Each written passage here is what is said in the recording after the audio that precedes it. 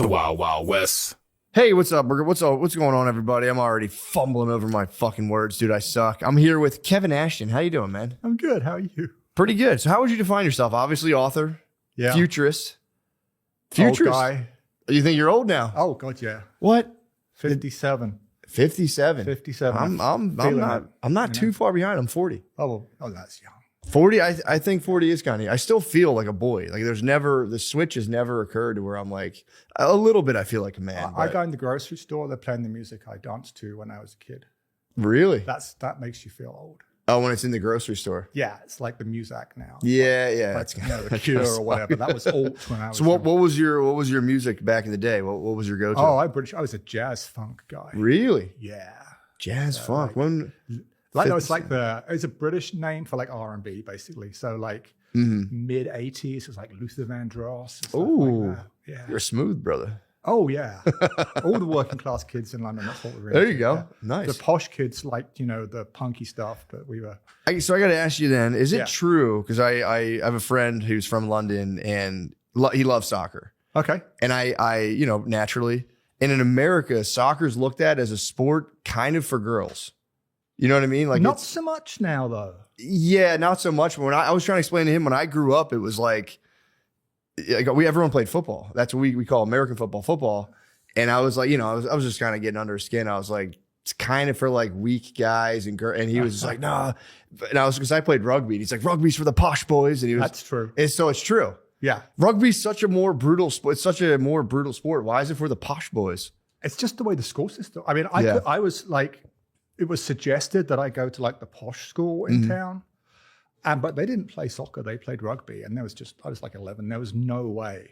Really? I was going to school that didn't play soccer. So it's okay. So it's almost like over there, it's like if someone played water polo over here, that would be very posh. Yeah, or like lacrosse maybe. Lacrosse isn't it's not posh. I can see that. It is in actually. New England, I feel like. You're right. Yeah. Lacrosse bros are, I would say, borderline posh boys as well. Yeah, so cricket and rugby are like the posh. I feel ashamed I played the posh sport. I thought I was flexing on him. He was like, oh, it's for posh but you can boys. play soccer on the street corner. Yeah. You toss down your sweaters and you got a ball and you're away. You can't really do that. You can't quite do that with rugby, Yeah, you'd have to play like touch. Yeah, you'd be like landing on that street and it would, yeah. Nice. Well, shit, you're right. I was hoping he would get overturned, but that's completely true.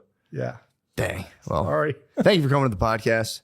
So, futurist, how do you get the futurist title? Oh. So that's like a thing. Like you can't study at school, right? There's no major in futurism. It's not a word I use about myself so much, I guess. But yeah, I started a lab at MIT.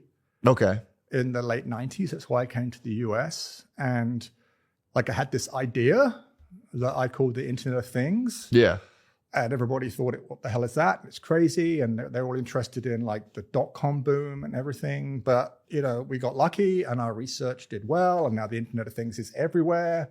So you kind of, I guess, when you have a stupid idea and it comes true, you move from being like an idiot to a futurist. That's awesome. Well, it's funny because I watched a video and the origin of the Internet of Things, which we'll explain in a second, because I always heard that term and there's something about it. I'm like, man, I love that term. Yeah. I had no idea what you were talking about. I just I was just like, it's like the internet. I had this nebulous idea in my head. I'm like, it's like the internet and just fucking stuff. And I didn't know what it exactly was.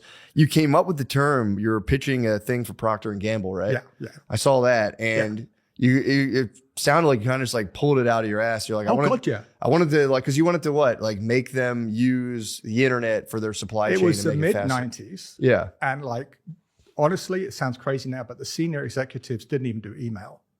Like you sent them an email and it came back in the internal mail. Most people won't know what the hell that is, but like a special reusable envelope. Their secretary had printed it out and they'd like write a reply to your email. Like that's how technical these guys were in the mid-90s. And then suddenly they heard about the internet and it was kind of like the thing you had to know about. Yeah. So like I already had this idea for like putting chips and things in the product so we could know where they were.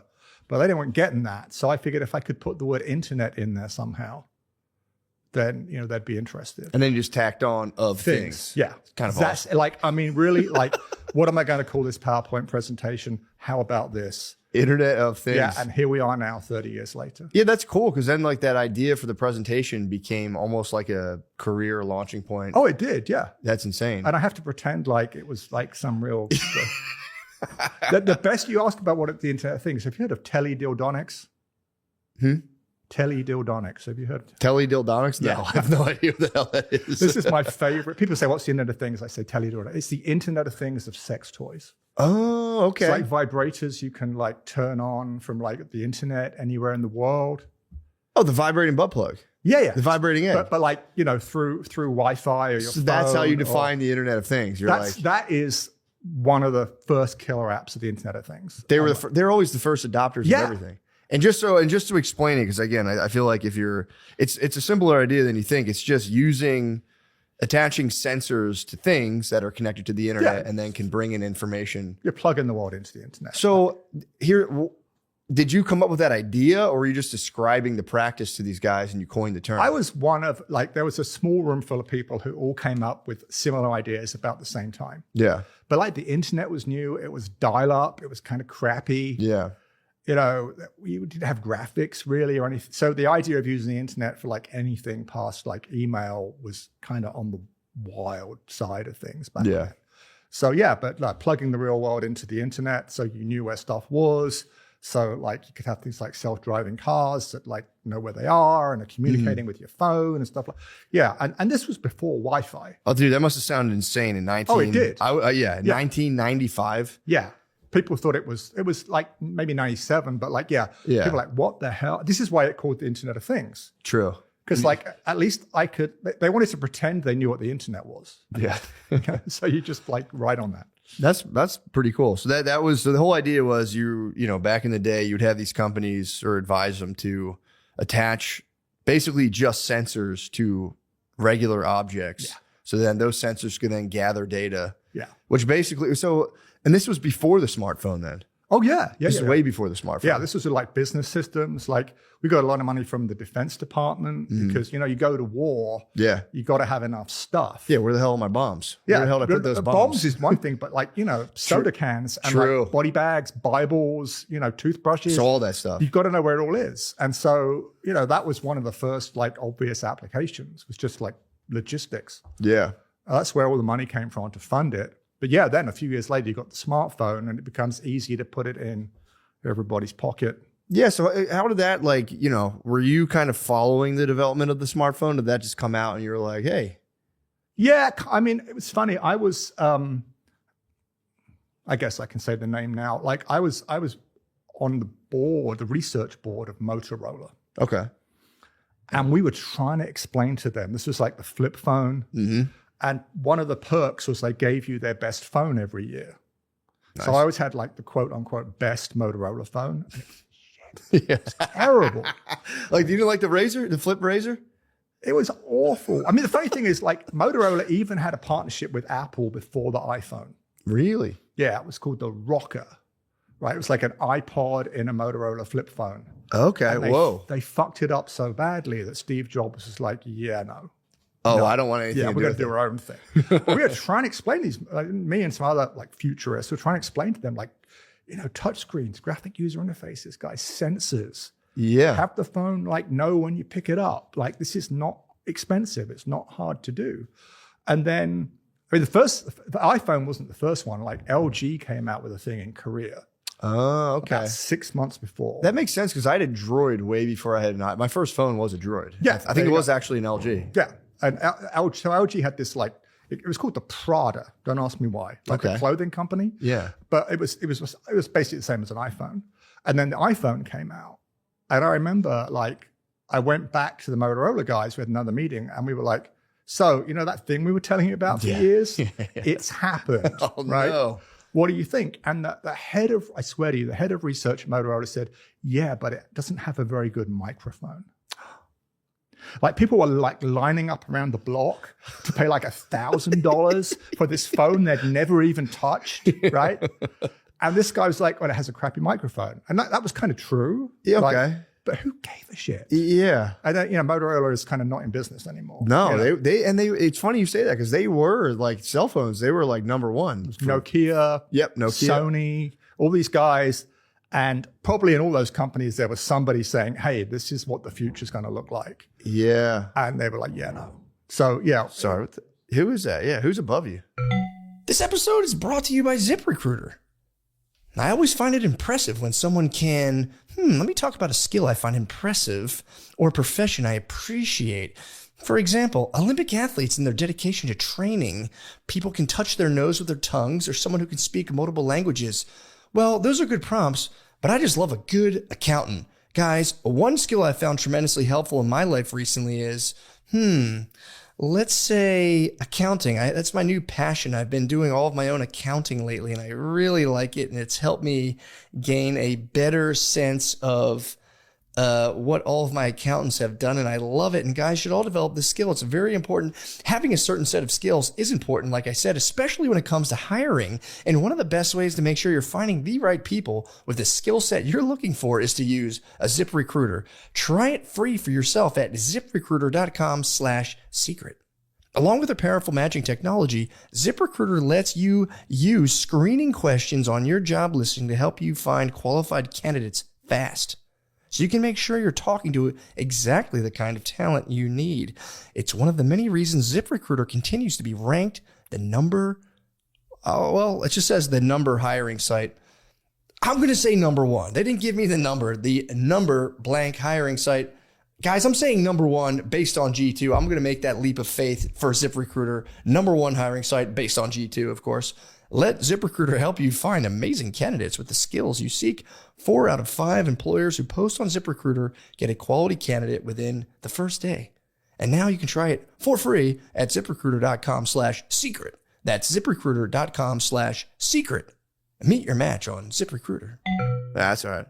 So that's pretty crazy, man, to think about it that long ago, where it was like, because it's almost, there's like a super like mystique around the iPhone where it was like, it's just almost, people a lot of times are like Jobs was just like taking acid in the woods and was just like completely tapped in. So that had been a slow ongoing process. He was a guy like, like a really good DJ who like is just ahead of the trends, who like plays a tune you wouldn't have thought about, but then you realize it's actually, he was that guy for like tech. Like he really had a good eye for what was coming. And and so what happened with the iPhone, like, and this is kind of what we all saw, it wasn't really a phone. Phone was a thing. If you think about your smartphone now, like how often are you actually making a call? Yeah. Right? It's just one of your apps. There's all the others to use it, a camera, use it as a video game, use it as, GPS mapping, whatever you use it for. Yeah. And that's what he saw. So you got the iPod idea and the online video idea and the phone idea and the handheld video, just all stick it into one thing.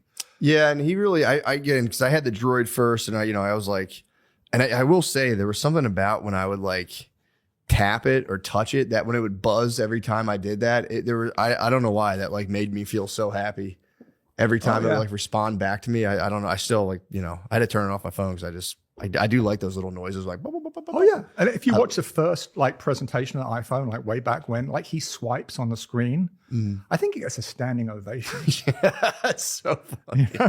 We take it all for granted now, but yeah. So it was fairly clear in the late 90s, early 2000s that something a bit like that was going to happen. Well, yeah, that was my whole thing. Apple, like when I had the Droid for a while, I'm like, this is cool. But Apple was like, it was like intuitive where I was like, oh, this is so easy. Like I don't have to spend time figuring it out. I was just kind of like, it's just so much easier to use. Yeah. Because Jobs wasn't really a technical guy, so he was kind of like our representative in the room who's like, yeah, this is too complicated. Yeah. Make it easier. And then you end up with, what we have today, which is great. That's awesome. Yeah. Yeah. So so here's the thing. So, okay. Internet of Things, term you coined. And when you gave the meeting, were you like kind of aware that like, damn, I think I'm crushing it right now, or like this is a thing, or did you have, you know what I mean? Like, oh man, it's a long time ago. So the CEO wanted to see the talk of Procter & Gamble, and I was in the UK. I don't think they realized that. Like I got an email saying, yeah, come and see the CEO like the day after tomorrow or something. Procter & Gamble was based in Cincinnati. I'd never even been to the US, right? Fortunately, I had a passport. So I got a ticket. First place I ever went to in the United States was Cincinnati. Pretty sick, actually. I was fairly disappointed. Right to Ohio. And I'm in this like walnut paneled like boardroom kind of place. And they all come in, like there's the CEO and all these other like really senior guys. And I do my thing. And basically we go around the room and like all the other, like the entourage guys are like, yeah, it sucks. That'll never work. I don't like it. I'm like, oh, damn. Damn. But then the CEO's like, well, I like it.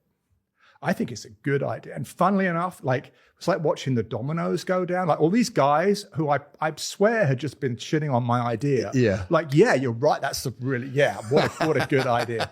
So yeah, if it hadn't been for Dirk Jager, wherever you are, thank you. If it hadn't been for that guy who was CEO at Procter at the time, I don't know what would have happened. But yeah, he got it. He said, yeah, we're going to pay for you to go to MIT and make this real. Whoa. So like, yeah, first time I went to the US was like Thanksgiving. Yeah. Was like Thanksgiving of 98. And then by September the 1st, 99, I was in the Smithsonian Institution announcing the Internet of Things to the world. And I lived in the US. Whoa. So it all happened really fast. Yeah, that's insane. Yeah, it was crazy. And they were like, we'll pay for you to go to MIT and just figure this out. Yeah, and they basically. gave me money so I could fund the research. And then we got a bunch of other companies involved and it just snowballed. And what did you do before that? I was a brand manager. I ran like part of the oil of Olay business for Procter & Gamble in Europe. Yeah. Damn, just like slanging lotion. Yeah, just slanging lotion. Yeah, I was like an expert on mascara. And you were like supply chain side of it. No, it just the shit was never in the store. And I got pissed off. And I was like, why is my stuff never in the store? Why is this particular color of lipstick that we know everybody likes, a literally true story, is never in this? I go get my groceries, it's never fucking there.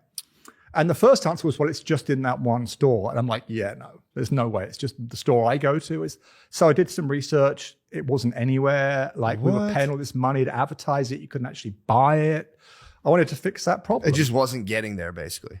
Yeah, I mean, it was in the back or something. Wait, so do you have like computer training? Like, are you like a systems IT? No, but like I was. There's an idea. I was at school in like the early mid '90s, and like I had a computer when I was 10. I had like a shitty home computer. Okay.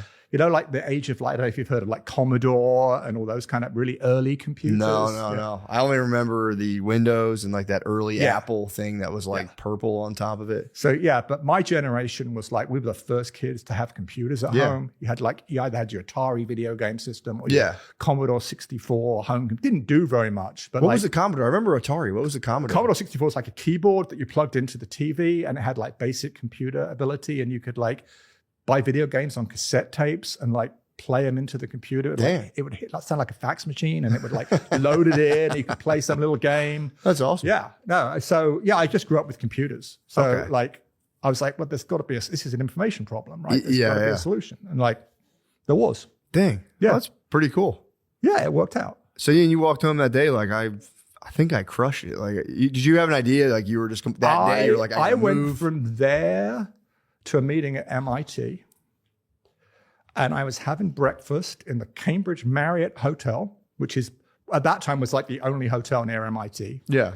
And a senior guy from Procter & Gamble came busting in to find me at breakfast and was like, they've just approved for you to like transfer to MIT. How quickly can you move to the United States?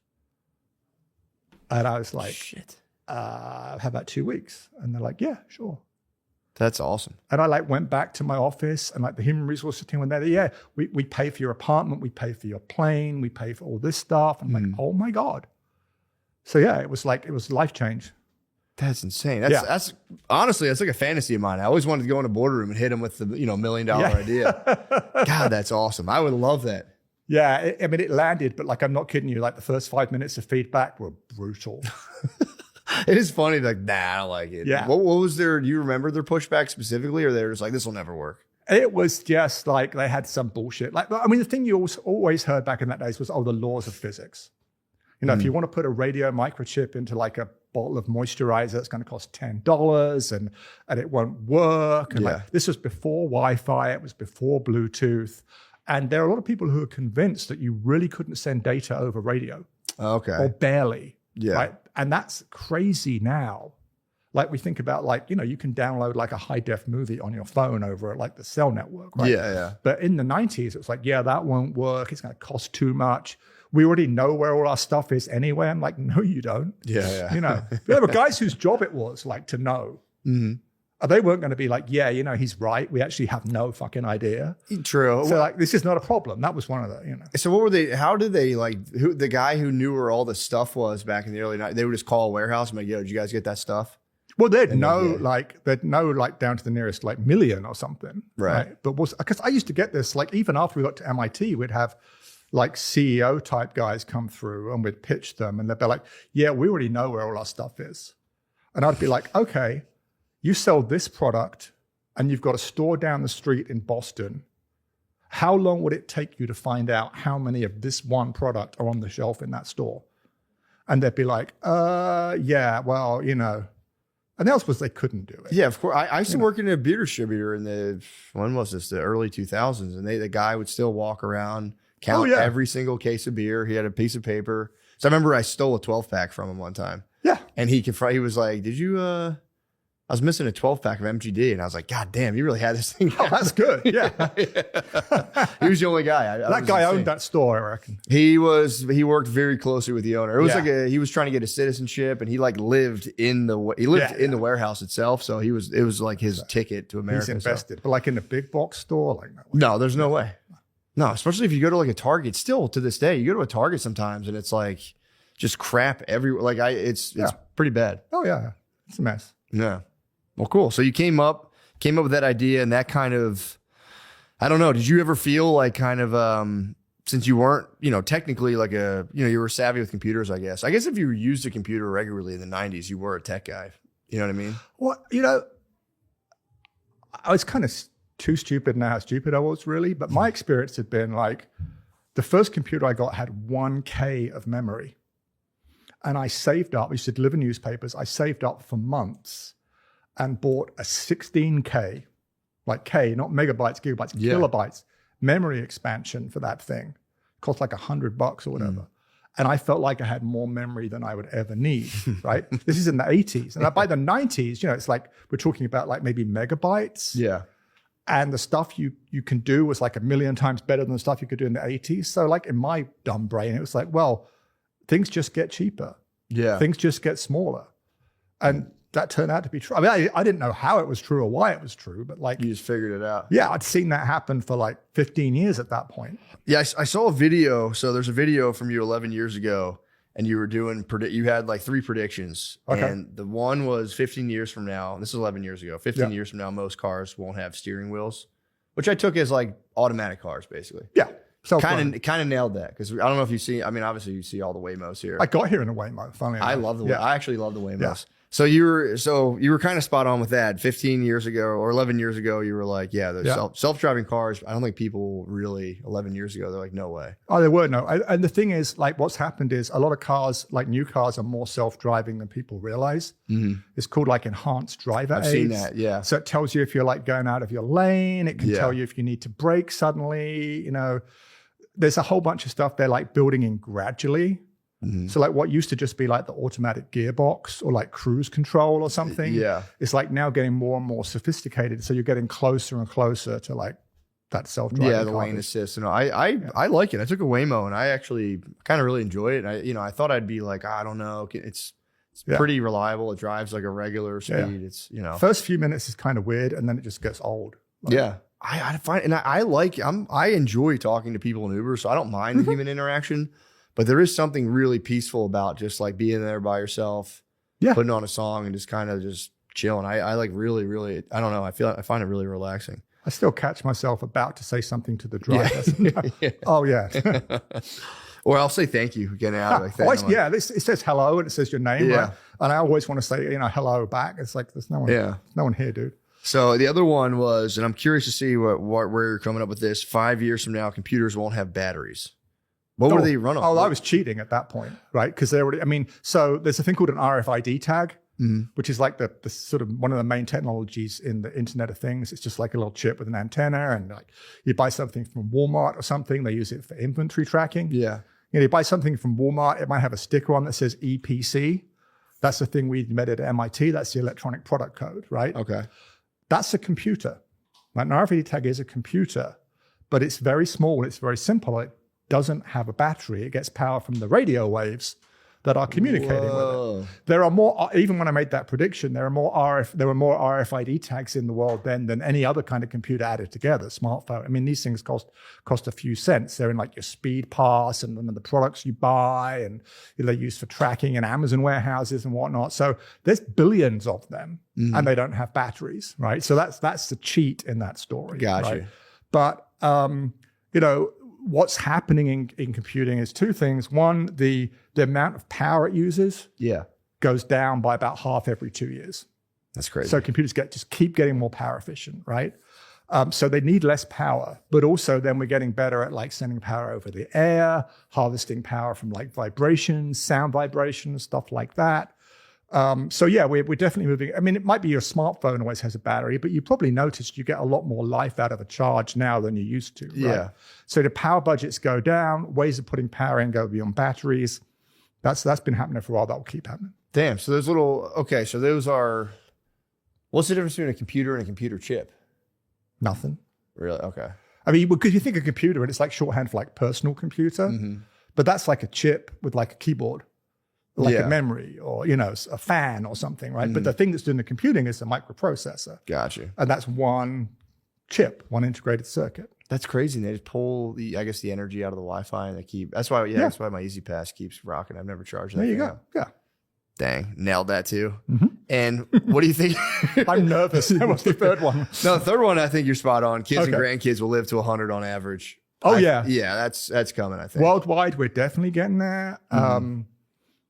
The pandemic like screwed up like life expectancy. Because the thing about life expectancy that nobody knows, right, is it's what age are people dying today?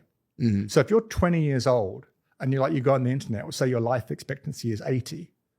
But that means that the people who die today are average age of 80. Yeah. That's not actually accounting for the fact that it will probably get better as you get older. Yeah, right? that makes sense. Yeah, so most people are gonna hit 100 unless they have a bad accident or something. That's definitely on the way.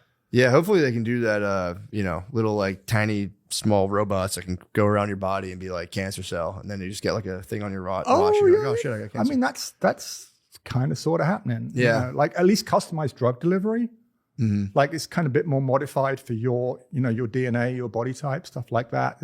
We're learning a lot, and the thing about healthcare is, you solve one problem. Like when I was a kid, like all the men were dying in their 40s of heart attacks. Yeah. They were smoking too much. They were drinking too much. They were eating British food too much, Yeah. And we figured out heart attacks, right? It doesn't really happen anymore. So then people start dying of something else when they're 50. Yeah. And then we figured that out. And then, now now it's like dementia type problems. Dementia's the big one right now. But, there's a lot of interesting work happening. There's a lot of money being thrown at that. I guess someone will figure it out. And then the other side of that, there's something else that people who are 100 die of. Yeah. You just don't know at what point does it stop working that you can't fix the thing that people are dying. I wonder what the new thing will be. I'll probably be the one who finds out. So, yeah. call me in 30 years. Let me know. Yeah. Dang, man. So, okay. So we figured out how you become a futurist. It's, do you have any futurist like pals that you talk to that you kind of like? Oh yeah. There's a little bunch of us and we shoot the shit and we we post-rationalize, like you give me those predictions. A lot of guys are completely wrong. I won't name names, but when you said that, but what I meant was, futurist. There's this thing over here that I found on Google that actually proves. So I think I'm an honest futurist. Like if you'd have said you predicted this, it didn't happen, I've been, yeah, you were right. It's hard. That up. It's hard to predict the future. But like there are a lot of guys who who won't ever admit that like they got it wrong. Yeah. And, you get a lot of stuff wrong. Like now, things are surprising. If one of your futurist bros were to go like too far into the future, would you pull them back and be like, bro, you can't go that? Like if they were like 700 years from now, or would you be like, oh yeah. I think that's like, I mean, because you've got to think about, there's two things, right? If you think about 700 years ago, there was no way anybody could have described this, right? Yeah. But and as the population gets bigger, you get more ideas. And people have more leisure time as technology gets better to think about new things. So technology improvement accelerates like massively, right? Which is why we've gone from the first like main TVs were like in the 50s, I think, was like the big US television revolution. Yeah. Like some shitty TV about, this big. Yeah. And now you've got like 4K on your phone. Yeah. So like the idea of like looking more than like 50 to 100 years ahead in any meaningful way. Yeah, it's crazy. Yeah, because like one thing leads to another. And at some point, it's just gone in a direction you didn't see coming. Yeah, that's what I like. I do like in terms, you have a pretty optimistic outlook on terms of the future and technology. Oh, yeah. A lot of people, Yeah. Especially with the sensors and this and that, feel like they're slowly getting closed in by like a giant, surveillance apparatus that's going to like lock them out. Yeah, I mean, people use good technology for bad things. Yeah, right? yeah. I mean, generally governments, not always, and that happens. And you try and control it, but if you don't invent something because someone might do something bad with it, you're never going to invent anything, right? Yeah. But the other thing is like it's safe to be an optimist because like I'm going to tell you right now, like the world is not going to end in our lifetime. Yeah. And if I'm wrong, Hey. who's going to know? True. You can't really lose betting on that. Yeah. Well, no, I feel like it's you get a lot of, I personally think it's really in vogue to be very negative and very kind of doom and gloom with the history, especially with AI. Everyone I know is like freaking out about it. And I honestly I don't know. Again, it's like, if it erases a bunch of jobs, seemingly overnight, it's going to be a problem. But I really feel like they'll figure it out. I don't know. I don't like, because it's like, especially if you like go back to like the fall of the Roman Empire. Dude, if you were to ask any of those guys back then, they'd have been like, it's done. We're done. Everything's over. They would have never been able to conceive of the fact that it's like not only not over, but it's going to be a million times different and better. Oh, yeah. I mean, and bad things happen, good things happen. AI is like a big, complicated topic, but like it's very close to the Internet of Things. So I've been like dealing with AI one way or another since the 90s. Yeah. So like, I'm not like all doom and gloom or all like hype about it. I'm kind of like in the middle, And the thing is, I think, and I'm not trying to raise $1 billion right now, so it's easy for me. But like, it's just a more complicated toaster, right? Yeah. You like a toaster turns bread into toast. It doesn't know what toast is, right? Mm-hmm. Doesn't understand meaning. AI is the same. AI is just like brain toast, right? Yeah. It doesn't know what it's doing. It's just a machine, and like there are things that only humans can do, right? And the thing that only humans can do, one of them is meaning. So if we like tell stories, we can only tell good stories. Computers can't. They can tell bad stories because they don't know what anything means. Yeah. I mean, it's like I give you like in comedy, like the best comedy is the truest comedy, right? Yeah. People laugh most. They get the most emotional reaction from something that feels most true. And that's true in all storytelling. If it makes you scared or if it makes you excited or sad or whatever, like the more it makes you feel something, in comedy, it's laughter, the truer it is generally, the more it means something. Machines can't do that. AI can't do that. Yeah. That's kind of, that's been my feeling on it. And I've like, it's useful for like editing. You can have it edit, you can have it flag errors, but like, I don't know. I feel the same way because it's like, I mean, I guess in terms of like producing a good story, maybe they could like draw from, 100 of the best authors of all time, copy some sort of like, pattern to that. But I don't feel like I've tested Grok before by being like, here's a joke I'm thinking of. And it was complete nonsense on purpose. Oh, yeah. And it was like hilarious. You're killing it. And I was like, it's literally... It's like the guys who run it. They're like sycophants, They're like, people suck up, and they think you like that too. But like, I mean, I can't imagine you like asking AI to write you a bit. They can't. And then you going on stage and being like, "Yeah, I can confidently deliver this." Bit. No, I can't do it because I remember hearing like, "Oh, it's gonna," at first or whatever, not the first, but the last writer's strike. There was a big thing like AI is coming, it's going to take, and I was like, "How close is it actually for comedy writing?" It's so bad. It's horrible. Yeah. And crap AI storytelling is like crap human storytelling. Yeah. Right? Like why is a bad comedian bad? It's because they're saying something that doesn't really mean anything, that doesn't really ring true. Yeah. Right. And like you see a crappy, like straight to video kind of movie. And it's kind of like a mashup of a bunch of cliches you've seen a million times before. Yeah. It doesn't really have any kind of thematic thing. So I say, comedy is truth telling. Right. Yeah. So I grew up, I'm old. I grew up on like Bill Hicks. Yeah. Eddie Izzard. You know about Bill Hicks? Yeah. So you can go back and look at Bill Hicks like from like the 80s or 90s. he's still funny. Yeah. Maybe the president he's taken the piss out of has changed the name or something, but basically it's still true, right? Yeah. And so, that's all storytelling, whether it's comedy or anything else. It's got to be real. It's got to be true. It's got to have meaning. AI, I don't think is ever going to be at that point. Yeah.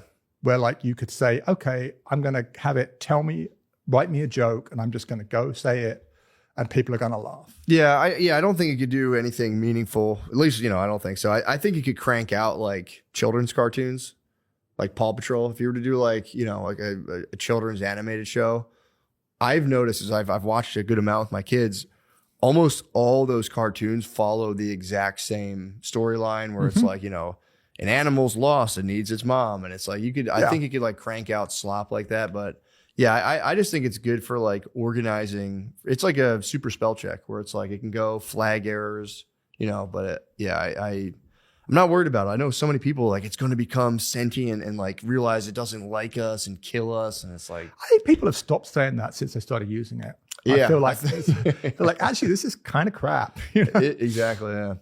Sorry to interrupt the podcast, guys, but this episode is brought to you by PrizePicks.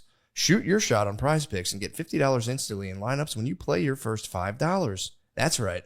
PrizePicks is now giving you $50 in lineups when you sign up and play your first $5. PrizePicks makes every dunk, every dime, and every board that much more exciting. So don't miss this chance to get started on America's #1 app for sports picks. It's got me thinking about discussing specific players that I've seen play really well with my audience right now. And if I had to guess or think of one guy who I think's really got it in terms of basketball, I don't know if you guys ever heard of this guy. His name's LeBron James. I think he's just been spectacular out there. And I'm really admiring what he's doing. And if I was on PrizePicks, if I was on the #1 app for sports picks, I might say, maybe I can win big on this LeBron feller. PrizePicks is simple to play. Just pick more or less on 2 to 6 player stat projections. If you get your picks right, you could cash in.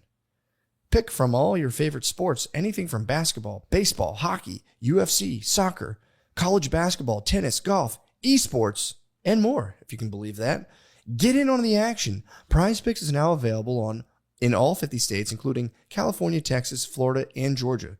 Download the PrizePicks app today and use code DRENCHED to get $50 in lineups after you play your first $5 lineup. That's code DRENCHED to get $50 in lineups after you play your first $5 lineup. PrizePicks. It's good to be right. Hey, real quick while I have you guys, I have some shows coming up. And, we have some good news and bad news. The good, depends on. For me, the good news is I'll be in Cleveland and Pittsburgh this weekend, March 6th. Cleveland, March 7th, Pittsburgh. And I'm not fronting. I think both shows are going to sell out. So if you want to come, here's your CTA, your call to action. If you want to come to those shows in if you want to come to those shows, I almost called it Klitsburg. That's crazy. Cleveland, Ohio, or Pittsburgh. Freudian slip. Just come. You can get my tickets. I think there's a link in this video to get them. Pretty sick. And also after that, I'll be in St. Louis, Missouri, Indianapolis, St. Paul, Missouri, I guess that's Missouri, Des Moines, Iowa, Phoenix. Here's the big one, guys. All of them are selling pretty well.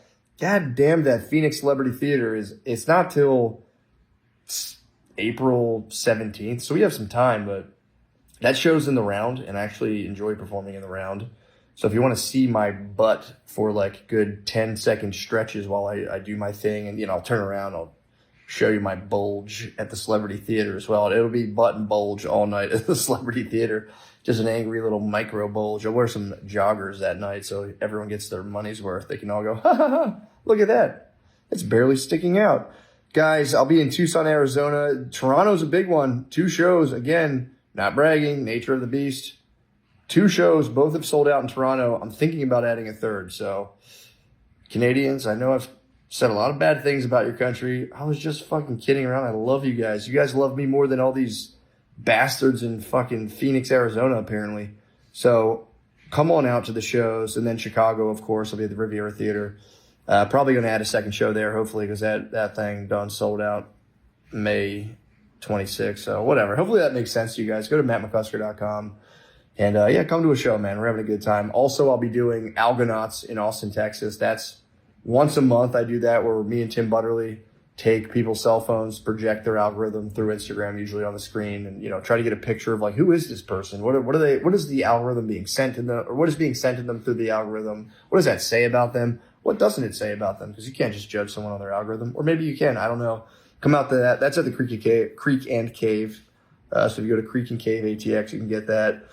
And last, and I don't remember the saying. Last and cool enough. Guys, I'm tired. Last and most importantly, Noble Bomb. I'll be in Philadelphia March 16th. I'm just visiting family. Figured I'd strut my stuff on the old flagship stage that is Helium Philadelphia. I'm going to get some of my friends, and we're all going to try newish material, stuff we're working on. It'll be fun. Come out. It'll be St. Paddy's Day weekend. You can get drunk if that's what you feel you must do. And if you're trying really hard not to be drunk, well, try to hold out. Come to the show. Be sober. Be fun. Learn how to be fun while sober. Or get fucking hammered on St. Paddy's Day. It's really up to you. All these, I'm laying out choices. That's all I'm doing. I'm not trying to coerce you. I'm not trying to manipulate you. I'm just giving you choices. Do whatever you want. Love you guys. Back to the show. Pardon the interruption. This is Sean Gardini.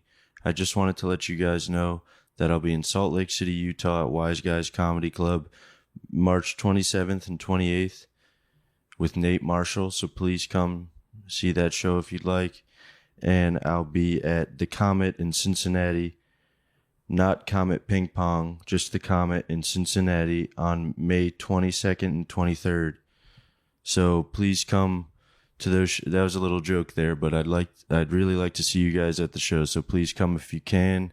Tickets are at SeanGardini.com. And we also have Optimum Noctis at the Creek and the Cave in Austin, Texas. Me, Nate Marshall, and Lemaire Lee every first and third Tuesday of the month. So thank you very much for your time. Pardon the interruption. Enjoy the rest of the show. But yeah, the other thing too is like, I saw you talking about, who was it? Mozart, that fake letter. Oh yeah. Where like all of his songs would come to him like in this, he'd be in a great mood and they would just start to finish, they would come and all he had to do was kind of write them out. Yeah. And how that was, everyone believed that. I was like, oh, for sure. But it's literally fake. Guy worked his ass off, probably like you do. Like, I mean, maybe once in a while you're stuck at a red light and you like get the seed of an idea. That's quite a good idea. Sure. I don't know you, but I'm guessing like most of the comedy you write, you're like sitting there like thinking about it and like making a little bit better and a little bit better again and getting pissed off with it and throwing it away. And that's how great creators create. They just work. Yeah. There's talent and all that stuff. It's not like anybody could be Mozart. Sure. But even Mozart had to be like writing things down, crossing them out. He has to play something, listen to it. Oh, that's good. That's not good.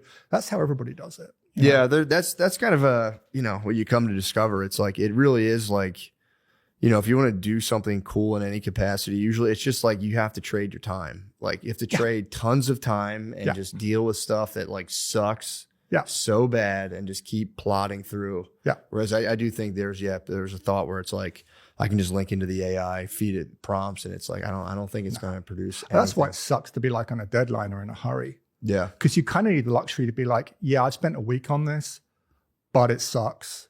And I don't want to, but I'm going to have to start over. Yeah. And so if you don't have that luxury, you got to go with the thing that sucks, right? Yeah. True that. So about the book, we got the story of stories.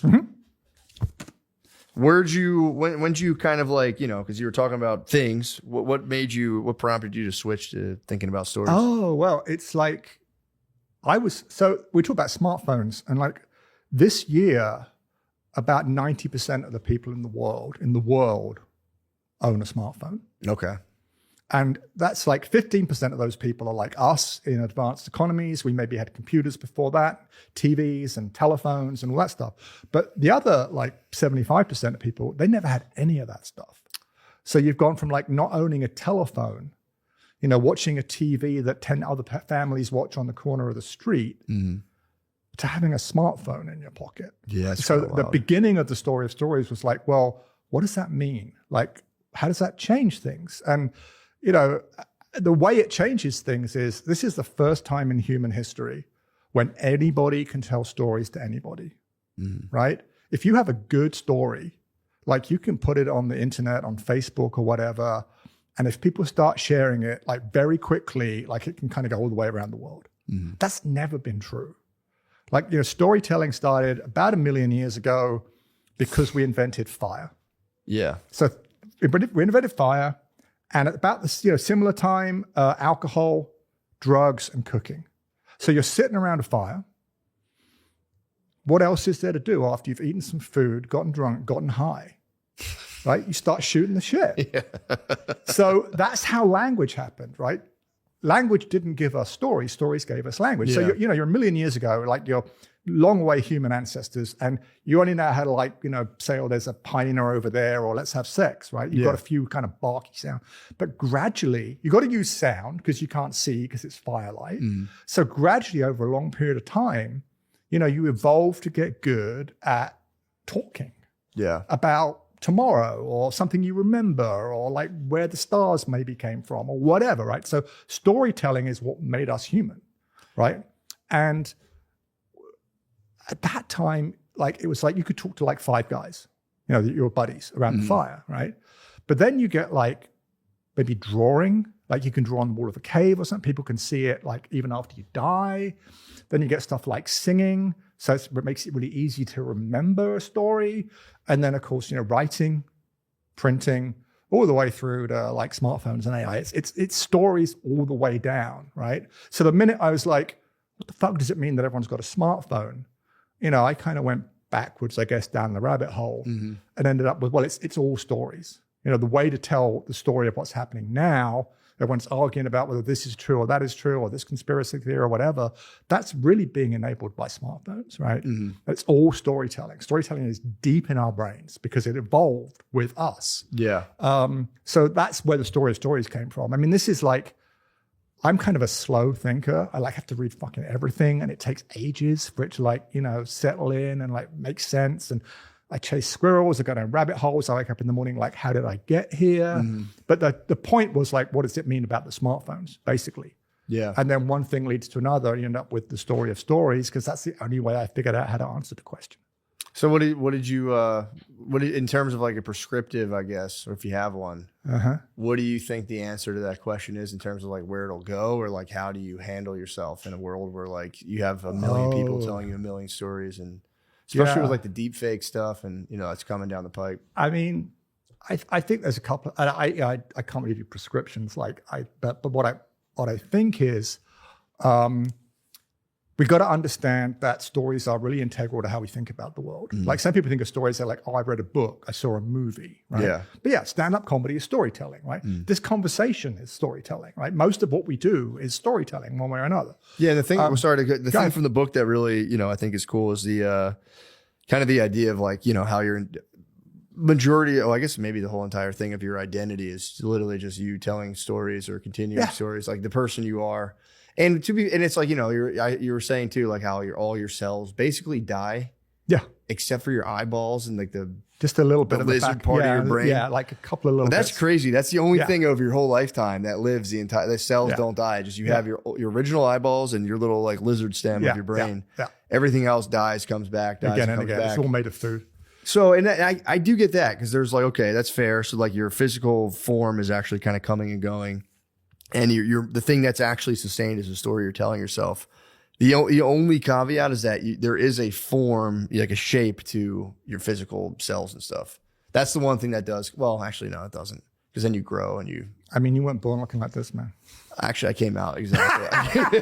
Came out 192 pounds. Like, no, that's fair. That's it. Yeah. Okay. Yeah. So, and then you can also alter your form. So, nope, I'm wrong. So. That is kind of cool to think of. Like, I was like reading it last night, kind of first of all, bugging out about people telling stories a million years ago over fire, which is just like groaning noises to each other, and how that becomes basically, you know, that's evolved into where, like, literally that's how you experience yourself as who you are through stories. And the thing that I really like too is like stories being vehicles of like shame and glory delivery systems, where it's like you tell, and it happens all the time. The news is like the number one thing where it's like it's a giant shame, mostly a shame apparatus where it's just like this person, piece of shit, they suck. And it's, you know, and you're listening, you're like, yeah, I hate that guy. There's no gray, right? It's like you're a hero or you're a villain. Yeah. And that's the story-shaped brain. Right? Yeah. So you got to understand, like that's not how the world actually is. Everybody's kind of like a bit good and a bit bad. And some people are really quite bad and some people are really quite good. But we think in terms of heroes and villains just because all that stuff around the fireside, right? You know, because we're shooting the shit around the fireside, getting high. Well, we're the heroes. Yeah. Those guys over there, they're the villains. You know, that's just how the brain works. So like understanding that is one thing. Like your understanding of the world is like 99.9% based on stories that you have heard. Yeah. And most of those stories were based on stories that the person who told you the story had heard. And so on. Very little that we know through our eyes and ears and so on, right? Yeah. So we told it. That's unique about humans. So you've got to be really, I think, just like you might think about the food that you eat, right? You kind of got to be a little bit picky about what stories you expose yourself to. Yeah. But also then like, don't just take them at face value, you know, especially if it's something you want to believe. Yeah. Like if someone tells you your hero is a hero, that might be the best time to be like, well, I'm going to think about that a little bit harder because there may be another angle here, you know? And this is a challenge, like, because the story of stories kind of, the first wave of it is this, one person can tell stories to 5 people to now everybody can tell stories to everybody, right? That's kind of, we're at the end of that first wave. But what we're seeing now is like, is this story real? Right? Is this, because throughout human history, like, you know, you look at this painting, like we know that's a painting. We know that's not actually a naked woman sitting right there, right? But as we move into this world of like ever increasing screen revolution, so it looks more and more 3-dimensional, ever better AI, deep fake technology, we're going to reach a point sometime soon when you actually can't tell. Yeah. Are you looking out of a window kind of thing? Or are you being told a story? Like, how real is it? How fake is it? And that critical thinking that we already need to be like, is someone bullshitting me right now? Sure. Like, it's got to get a lot sharper. Yeah, that's going to be, I was like thinking about that a lot, especially with the Epstein files, because I think that is going to follow whatever the next election, like the, you know, presidential election. I think that's going to be weaponized to try to like take either, you know, people trying to take their opponents down with that, which is like, okay, fair enough. But then it's like, we'll be in a place now where you can be accused of horrible stuff as a politician. If there could be a video and you'd be like, that's a deep fake. You see that already, right? Like, yeah. You know, I mean, there was not that long ago, like, I think Syria was accused of gassing its population or something. And like, there was video. It's like, oh yeah, that's all AI, you know? Yeah. It's bullshit. But it's common. And, you know, I mean, obviously people in Epstein, I mean, you know, raping kids is bad. Those people suck. They should all go to jail. I'm totally for that. But yeah, I mean, just on the story of stories side of it, the Epstein files exist because of email. Yeah.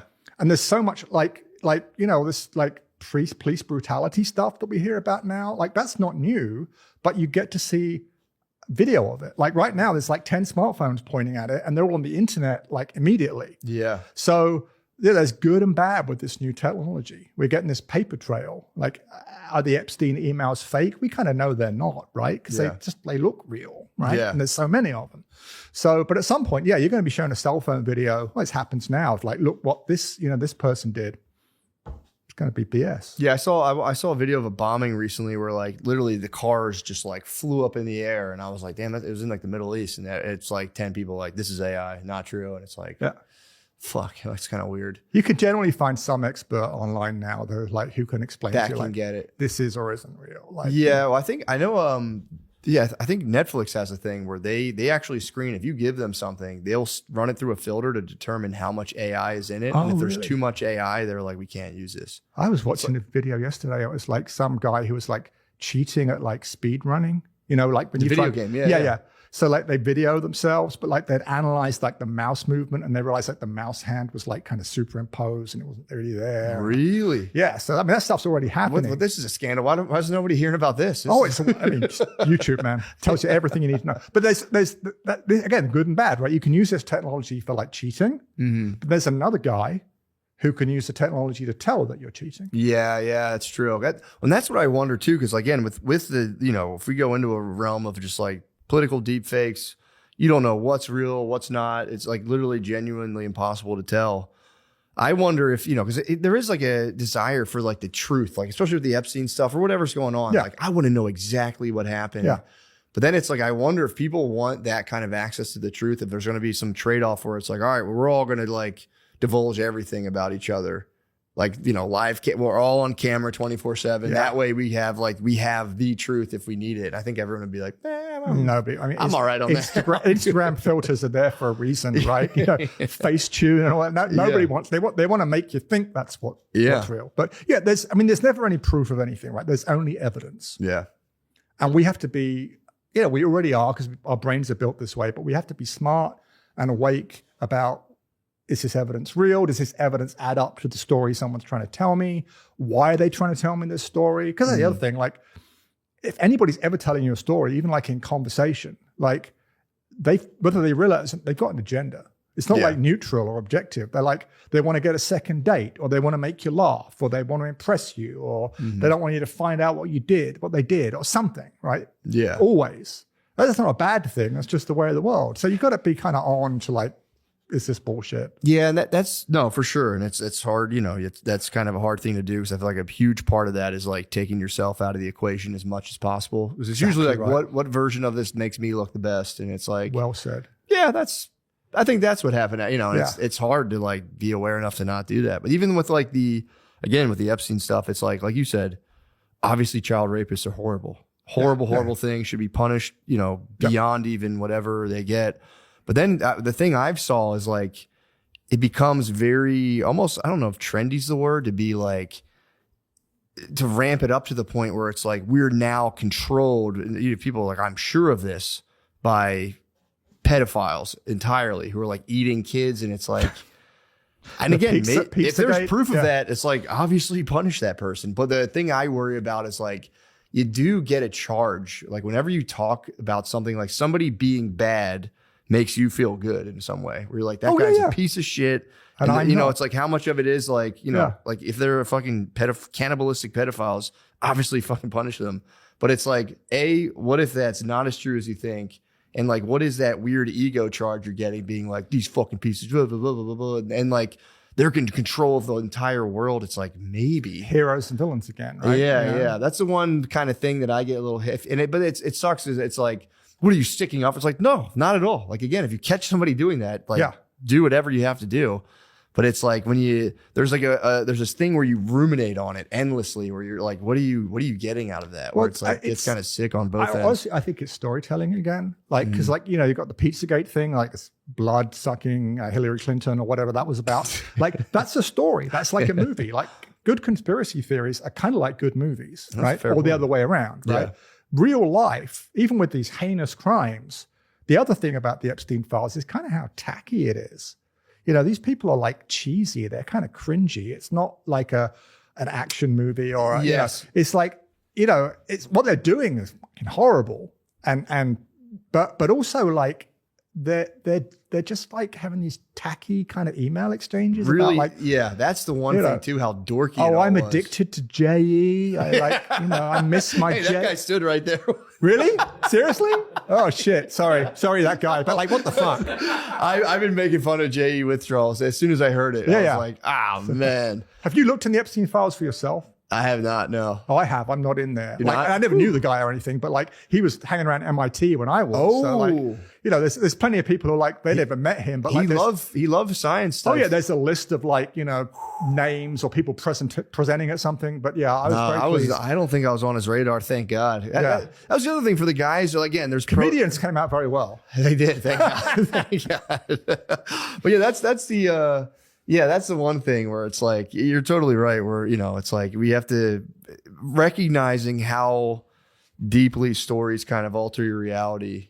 Yeah. It's like one thing to be like, let me sit back, let me take a breath. Especially, I know myself, as I have my own biases. Like, if I read a thing and I'm starting to get pissed, I have to like train myself to be like, relax. Or I'll feel myself, I'll be reading an article and I'm like, this better not be fucking true. And I'll start like trying to right away pick it apart automatically. But that's emotion, right? That's emotion and truth. That's that thing. It's like, oh, I'm feeling something here. Yep. That's really good to notice. But it's hard not to be like, fuck yeah. That's possibly what right. Yeah, I'm going to fucking share this. I'm going to comment. I'm not actually going to like read the article because I just saw the headline. Yeah. Well, that's my thing too, though. On the flip side of the conspiracy stuff, it's like, you have some people to be like, if something even sounds outlandish, they go, well, this is just a crazy conspiracy. It's like, it could be true too. I don't know. But it's like, I don't know either way. Could totally. That whole thing about the island of pedophiles was out 10 years ago, and everyone was like, you're out of your fucking mind. And it was true. Yeah. So it's like, that's the one thing where I try to just like stay as neutral as possible, where I'm not like, hoping it's true or hoping it's not, or it's like, maybe it is, maybe like, and you mentioned COVID in the book. That was a great example of like, because again, like my family was just kind of like, whatever, we'll just live life as we see fit. And it seemed fine. And then you'd hear people like half their family would die. And it was like, it was crazy. It's kind of nuts. And that's the thing about stories that like really serious. It's like it changes how we behave. Like, if you believe the Loch Ness Monster is real, like it doesn't really matter. It's not. There's not a dinosaur in a Scottish lake, but like you're not hurting anybody believing it. You're not hurting yourself by believing it. But the minute you're like, I don't know, Jewish people are like pedophiles sucking blood, I'm going to like, go yell at a mosque, or like, I'm not going to take a COVID you just vaccine. Did Josh's Instagram. Oh, right. Jewish people. It was just that like word. Yeah, I know. Yeah. And that's the, if you hurt yourself or somebody else, that's a bad story. Yeah. And especially, exactly. And especially again, it's like just the awareness of being like, what are the odds that like, I am the one who's like the good one. I'm the good guy and everyone else is the bad guy. Yeah. And it's like, again, it's such a case by case basis where it's like, I could confidently look at Jeffrey Epstein and go, yeah, I'm good compared to that guy, but it's like when you start like grouping in thousands and hundreds of thousands of people and being like, I know what they're all about. It gets kind of dicey. This is the identity being the story you tell yourself, right? Like the fact that Jeffrey Epstein is this heinous pedophile. Yeah. And God knows what else, like, bribing, blackmailing, whatever the hell he was doing. That doesn't change who you are like 1 inch. Yeah. You're not a better person because he was an asshole, right? Just like you're more of an asshole because like there's some other dude who's that's a depressingly low bar. To be like, I'll tell you what I don't do. I don't, roast kids and eat them, and that is kind of a sad thing to get a charge on. We're like, what a piece of shit. Any story where like you're the hero, someone else is the villain. I mean, it always makes me laugh. Like you're an Eagles fan, right? You're like. Every time you go to a football game, like the ref makes a call. And if it's for your team, the ref is awesome. Like the first time I watched a football game, like I'd only just come to the US, I didn't understand football very well, but I was like in a bar. It was a Snow Bowl game. Like it was Patriots versus Oakland.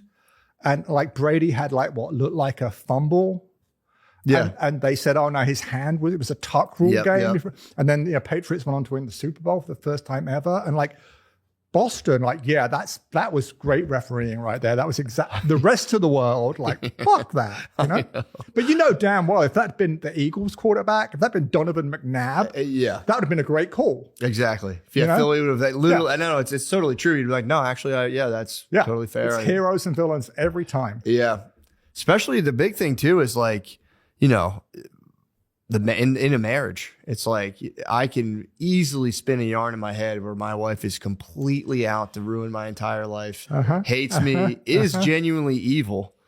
And then literally 10 minutes go by and I was like, I was being kind of a dick. I should apologize. I needed a sandwich. Yeah. But it's also like post breakup, right? Like your friends are like, oh, she was, and her friends are like, he was an ass. And it's like, anytime you're the hero, everyone else is the villain and you're really sure about that, that's probably when the alarm bells need to ring. Yeah, so that'll be an interesting, I'll be curious to see how people, what they do internally to kind of navigate the landscape. Because I do feel like people are starting to catch on and like relax and not get as triggers. Even like 10 years ago, people, we were like hitting each other with trash can lids in the streets. And like people were pretty inflamed about like political storytelling and, who's the good guys and bad guys on that side. I like to think a lot of the younger people I talk to, early 20s, almost take like an ironic kind of stance towards a lot of the political, like getting heated in general. Like, I don't know if you've ever, there's a Instagram video genre called rage bait, where just like young 20-year-olds will walk up to a, you know, about like 56-year-old guy and be like, "What's up, pussy?" And it's like, and they're filming it with meta glasses. And this guy is like, I have to fight you now. And they're almost just making fun of this whole idea that like anyone can be triggered by words to like react that poorly. That's especially a thing in the South. There's like science on this. Like I forget what they call it, but like Southern guys are raised like if anybody like looks at you funny, you know, that's fighting talk, right? Whereas in like other parts of the US, it's like, I don't give a shit quite so much. So some of that again is the stories you get told about who you're supposed to be. Well, even on like the East Coast, I remember like, you know, I remember I was in Tulsa recently and you know, I'm at the bar and we're hanging out after the show and there was this kid who had come to the show and he's just hammered. He's talking to me, and then there's just like this black dude sitting at the bar and he reached over, grabbed the dude's head and went, and shook his head. And I was just like, this guy's going to fucking punch you in the face. Cause it's like, you know, if I were to do that to just like a random black dude in Philly, they would, I 100%, I think 99.9, they would fight me. Like, it's literally like, you just can't do that. And I was like, and I like, it started almost like interceding on his behalf. Like and the guy was like, "Oh, he's just having fun, man." And I was like, and you know, it's not even, if it was a white guy, it's a similar thing, but it's kind of like, how are you not fighting right? I couldn't understand it. I was like, I would assume you'd be fighting. But there are chill people in Philly too. Right? There are, but it's not that many. You know what I mean? If that had been a bar that someone grabbed someone's head and shook it violently like that in Philadelphia, and again, just regardless of race, it would have been, I would have said a 80% chance of some sort of at least verbal, it would have been 100% chance of verbal altercation where it's like, what the fuck are you doing? Yeah, my money. That age group too. I'm talking like 50, 60, maybe 20 That guy was probably a fighter. Like he probably could have like killed the guy. He just was like, he's having a good time, man. I tell you, if you're in a situation where it gets confrontational and there's one guy who's like really chill. Yeah. Yeah, true. He's like the MMA guy, you know. Yeah, you know, I'm not trying to be racist, obviously, and black people will fight you if you touch them. Well, actually, no, that's kind of true, though. If you touch their heads, they spaz. So I stand by the statement. Hey, touch my head. Doesn't sound good. I do that too. Like I don't, but people touch my face. I don't like that at all. I'm from London. Like, yeah, fuck off. Yeah, you can't touch my head. But that is, I don't know. That was just something that I remember that made me laugh. Because I remember I like interceded on a level where the guy was like, don't worry about it. Relax, man. Like, you don't need to do all this. And I was like, all right, well, maybe your set had made that guy so chill. I don't think that guy wasn't at the show. I don't think he was just a chill. He might have been the chillest guy, but I think it is just like, and I was asking people from there and they were like, yeah, man, like, you know, we fuck around. It's not, no one's that wound up around here in Tulsa, like to that extent. And I was like, well, that's a lot different. I'm not used to that. So, but yeah, man. So what else? So you got the book. When's the book coming out? Tuesday. March 3rd. Yeah. Ooh, big day. Okay. So we'll hold this. We'll have this come out maybe day of, dude. We'll see. Appreciate it. That'll be nice. And, what do you got? So what's on the horizon now, man? So, you know, you kind of, what are you looking to do? Cause I had you pegged as like a complete technologist kind of in terms of like, not so much. I thought you were like a diehard computer guy and you're more of just like a curious kind of where will things go guy. Yeah. So where do you think could you predict where you're going to go? I hope not. What's your plan? Every few years, like I'm amazed at like what's going on and I kind of like that. But like I'm working on a new book. Nice. You know, I'm promoting this book. I've got into calisthenics. There we go. Like, you know, do my planche and all that stuff. Bloody hard. So yeah, that's me. I'm like, you know, trying to get my kids to pay me attention now that they're in their 20s. Like, what's that like? I have a 3 and 5 year old. I can't even imagine them. Yeah, they can't either. Like I said to my daughter when she was 12, you know, when you turn 13, you won't want to hang out with me anymore. She said, no, Daddy, I'll never be like that. And like, yeah, you get a text once in a while, which is great. It means they're independent. They're doing their own thing. True. I mean, they're very impressed that like I'm coming on here. Yeah. Like 2 of my 3 kids. Really? I said, I've been invited on this thing. I don't know what it is. I'm like, oh my God. 2 of my 3 kids have met Shane. Nice. One of them has a picture. The one from Philly, she sent me a picture. Hell yeah. So I'm like, oh, okay. You know, so my kids will be in touch with me about this. So thank you. Nice. That's awesome. Like for once they're impressed. Oh, they're going to call you. The book coming out, doesn't matter. But you know. Oh yeah. They're on that. You met Matt? Oh my God. That's so funny. So cool. Yeah. That's awesome. Thank you. Well, dude, thank you for coming. The book's called The Story of Stories. Kevin Ashton, appreciate you. Thanks for having me. All right. I'm about to piss my pants. I drank too much water this morning. watch new episodes of Matt and Shane's Secret Podcast on Spotify. Do it.